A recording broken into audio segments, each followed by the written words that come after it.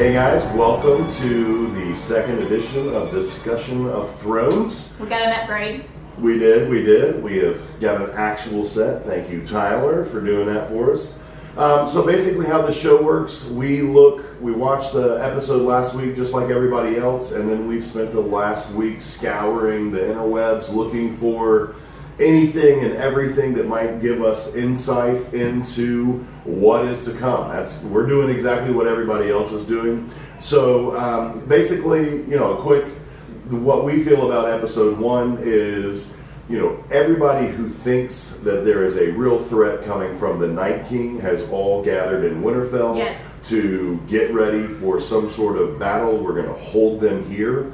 And, that seems to be pretty clear, but it seems like the big problem is all the other people that are trying to figure out who's going to be in power after the battle with the Night King. And that's kind of seems like we should be focusing more on the Night King right now than who's going to be sitting on the Iron Throne. Okay. So we've got everybody doesn't really understand the threat is what it Exactly. is. Exactly. Or they just think, it doesn't matter because the wall has been there for thousands of years. Exactly. Yeah, they're blind. But it's no longer there. Okay, so what we're going to do is we're going to talk about the teaser. We're going to show it. We're going to watch it together right now. Go ahead. Do you have it queued up on this? We're just going to watch it together. When I was a child, my brother would tell me a bedtime story about the man who murdered our father.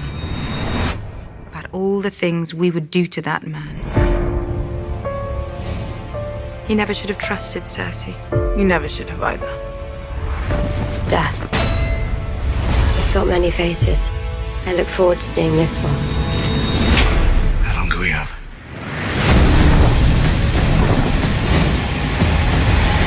Before the sun comes up tomorrow. This is real, guys. Absolutely. Okay, so let's kick right into the most conversation we've seen this week. Okay, so here's my thoughts. A lot of people think that Jaime is on trial. I do not feel like this is going to be a trial. It may start out as a trial, but I don't feel like it will get that far. I don't think Bran will let it get that far because he didn't spend all day and all night waiting on Jaime just to let Daenerys execute him. I think this is going to be where we find out, is she good or is she like her father? This is where she can either prove herself to the North that she's not like her father and be like, my brother used to tell me this stuff, but, my father was an evil man and so on. This will be a turning point for how the North sees Dany. This will make or break her, I feel like. And I feel like it looks like, Tyrion it looks like he's standing up to me in that kind of shot that we see, and Jaime is standing in front of everybody. So maybe it's Tyrion explaining kind of how we got to where we are and how Jaime is somebody that we should follow, and everybody is kind of giving their opinions of why they don't think that's a good idea. Tyrion's always kind of been, his brother's ally. He's always, and Jaime's helped Tyrion throughout the whole series as well. So absolutely, he could be in defense of trying to tell them why we should trust Jaime and not Cersei. Yeah, I mean. So Jaime's coming with the news that, hey, look, I know y'all can kill me, but she's not coming with her army. I'm here to fight for the living. We even heard him say that in a clip. I feel like they're more like at a council. I mean, if you take a look at the tables, at the head of the table, you've got Jon, Dany, Sansa, and then Bran off to the side. Then you've got the northern high people of authority. You've got So there's Davos. You've got Little Bear, you've got the Karstark girl, you've got Brienne of Tarth, you've got all the people that's important in the north, and over here you've got Tyrion, and then you've got an empty chair. And I feel like that spot is going to be Jaime's spot because had he shown up with the Lannister army, that would be where he would sit.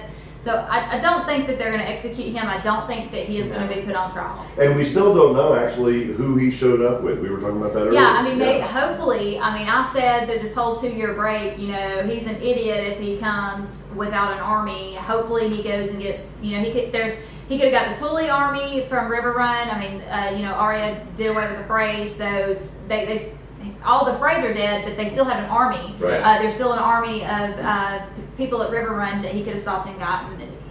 So we don't know what he's got waiting outside. Hopefully he didn't show up alone, but it's possible that he did. We just don't know yet. Okay, just a second. We're going to talk a little bit about the tension between Dany and Sansa. So next part of the clip of the trailer, you have Dany and Sansa talking. So pretty much, Dany has went to, the way I see it, Dany has went to Sansa and she's like, Tyrion should have never trusted Cersei, and Sansa's like, you should have never either. So this could be a turning point in their relationship where Dany is seeing, hey, you know, Sansa may have some value. She may be smart because she definitely knows her enemy. And Tyrion always told Dany, to defeat your enemy, you have to know your enemy. Right, So, and I like it because in episode 1, it was all about the tension of who's in charge and who has status. And of course, Bran was like, guys, we don't have time for this. Exactly. But, you know, this at least, just a little clip, looks like they are united in someone they hate at least. yes. So does that mean that Jaime has had his chance now to say what's going on with Cersei, and what is that information? We don't know. I feel like that, you know, whatever they're doing with Jaime is over at this point, and Dany has went to Sansa and she's like, you know, I should have never trusted Tyrion, right. and she is regretting her decisions. And with that being said, let's move right on to the fact that the smartest person in this whole entire series has been Tyrion up until this last episode, and then all of a sudden he's an idiot. So, you know, he did the whole let's attack Casterly Rock.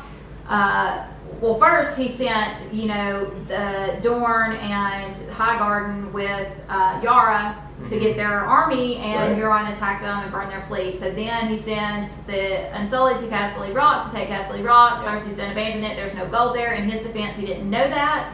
But while they were there, Euron burned their fleet. So he has made some really, really bad decisions on, as far as, you know, what to do to defeat Cersei.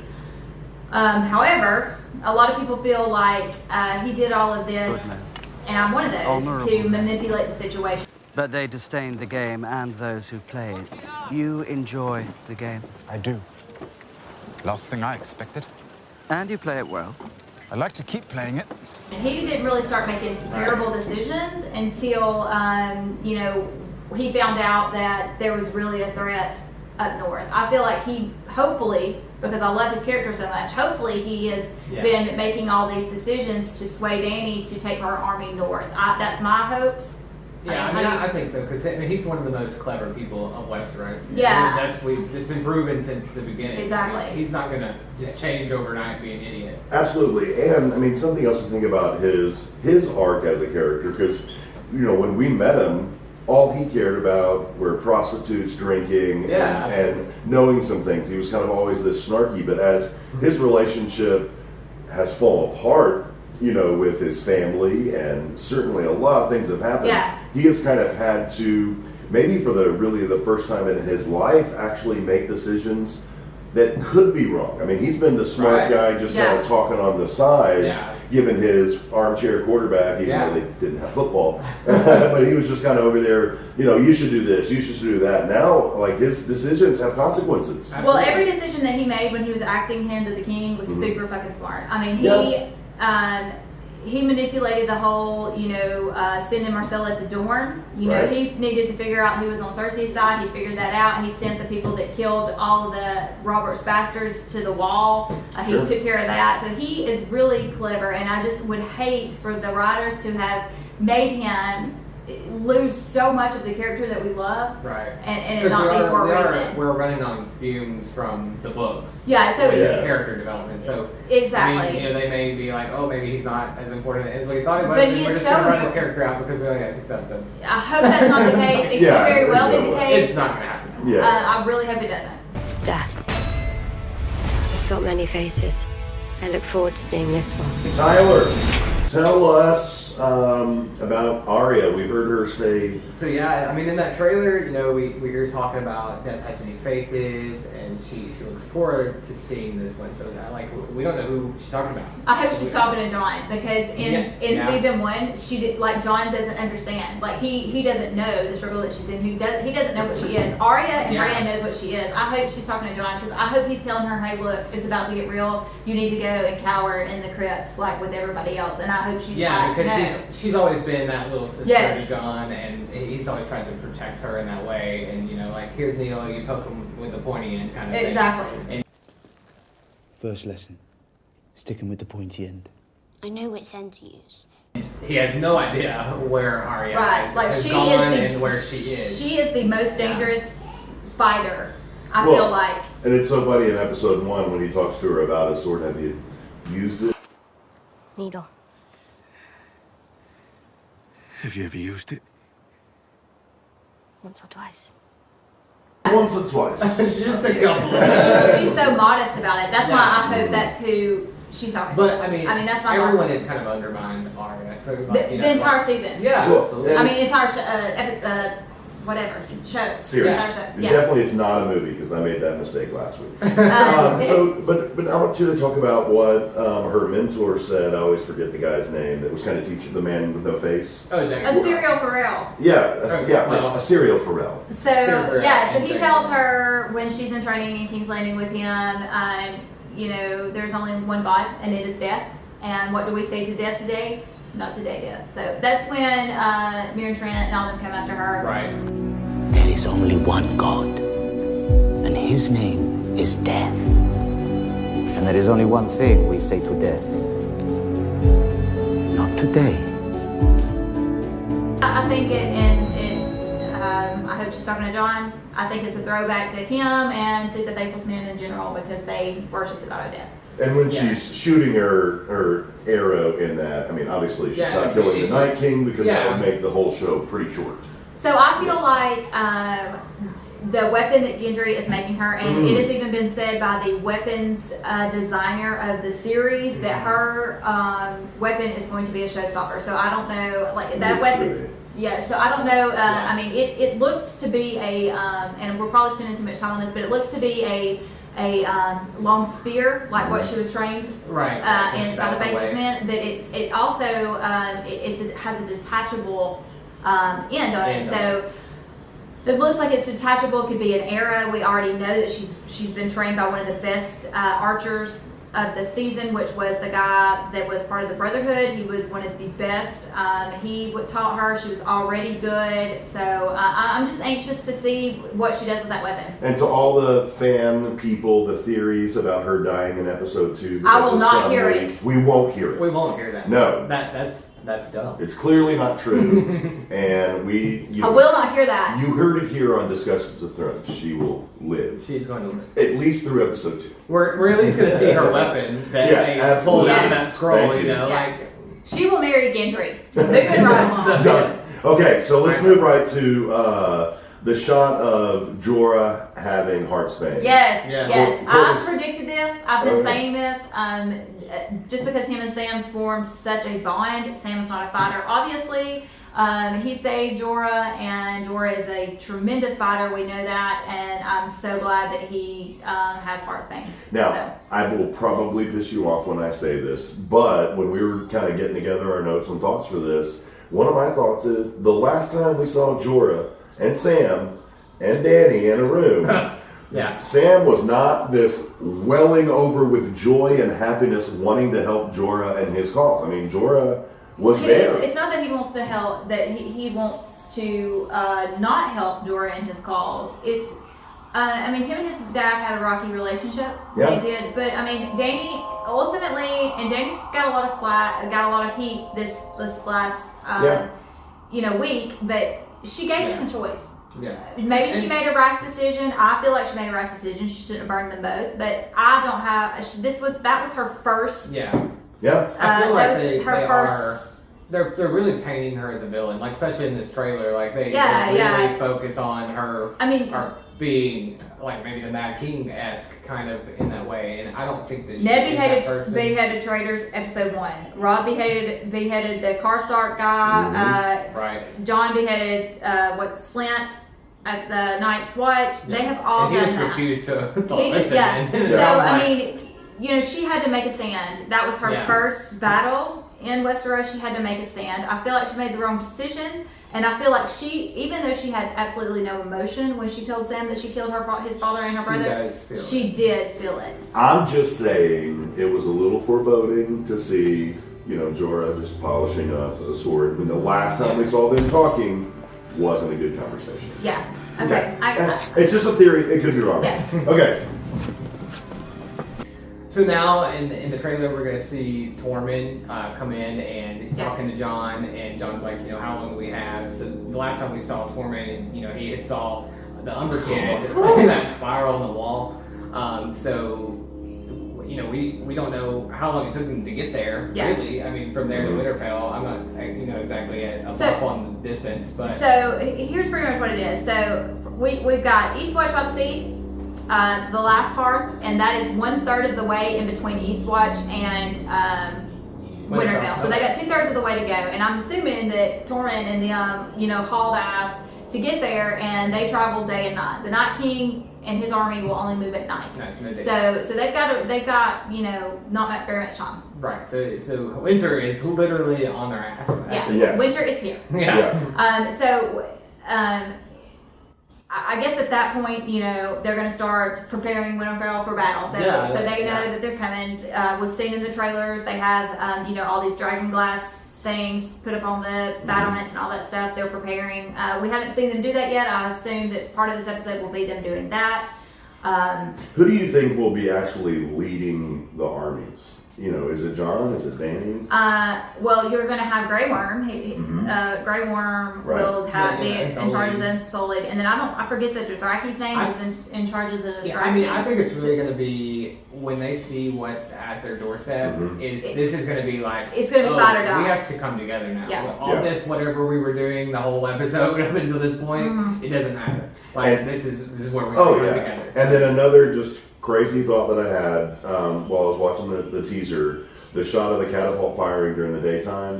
You know, it could be just them practicing, but you pointed out very clearly that, you know, we're not going to be fighting the Night King in the daytime. So my question is, while it could be practicing, preparing, it could be Cersei. It could be. I seriously doubt that her army is going to be able to move that.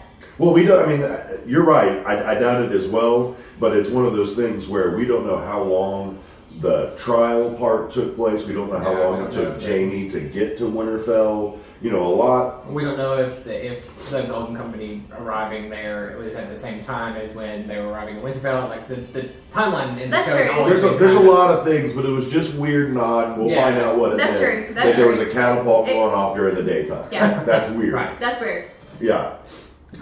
So, I mean, I think that this takes us into, really, it's all theory at this point about exactly, So, what is the main goal of the Night King? You know, what were those spirals? So that's the biggest question that everybody wants to know. Yeah. What's up with the spirals? What's that mean? So my biggest thoughts on it is it's a throwback. I mean, so in the books, and I know I'm the only one that's read the books, but in the books, the White Walkers actually have a language. It's called like Scarth or something. Anyways, it sounds like ice cracking. And when they did the show, the guy that created the Valyrian language and the Dothraki language actually created a language for the White Walkers, but they do not use it. So I feel like they're using these spirals and stuff as a way to communicate.